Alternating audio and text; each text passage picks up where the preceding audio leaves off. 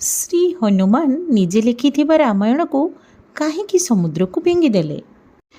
ପୌରାଣିକ କଥା ଓ ଇତିହାସକାରଙ୍କ ଅନୁସାରେ ସବୁଠାରୁ ପ୍ରଥମ ରାମାୟଣ ମହର୍ଷି ବାଲ୍ମୀକି ଲେଖିଥିଲେ। ବହୁତ କମ୍ ଲୋକ ଜାଣନ୍ତି କି ସବୁଠାରୁ ପ୍ରଥମେ ରାମାୟଣ ପରମ ଭକ୍ତ ହନୁମାନ ଲେଖିଥିଲେ।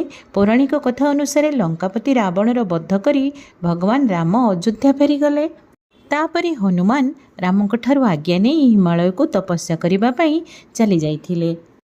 ଭଗବାନ ଶିବଙ୍କୁ ଆରାଧନା କରି ଶିଳା ଉପରେ ନିଜର ପ୍ରଭୁ ଭଗବାନ ରାମଙ୍କୁ ମନେ ପକାଇ ନିଜର ନଖ ଦ୍ୱାରା ସେ ରାମାୟଣ ଲେଖିଥିଲେ। ହନୁମାନ ଶିଳା ଉପରେ ଲେଖିଥିବା ରାମାୟଣକୁ ଉଠାଇ ଭଗବାନ ଭୋଳନାଥଙ୍କୁ ଦେଖାଇବା ପାଇଁ କୈଳାସ ପର୍ବତକୁ ଗଲେ। ସେଠାରେ କିଛି ସମୟ ପରେ ବାଲ୍ମୀକି ମଧ୍ୟ ନିଜ ରାମାୟଣକୁ ନେଇ ମହାଦେବଙ୍କ ପାଖରେ ପହଞ୍ଚିଗଲେ। ସେଠାରେ ଆଗରୁ ହନୁମାନଙ୍କ ହନୁମତ ରାମାୟଣକୁ ଦେଖି ବାଲ୍ମୀକି ବହୁତ ନିରାଶ ହୋଇଗଲେ। ହନୁମାନ ବାଲ୍ମୀକିଙ୍କୁ ଦୁଃଖର କାରଣ ପଚାରିଲେ। ତେବେ ମହର୍ଷି କହିଲେ କି ଆପଣଙ୍କ ଦ୍ୱାରା ଲେଖା ରାମାୟଣ ଆଗରେ ମୋ ରାମାୟଣ କିଛି ବି ନୁହେଁ।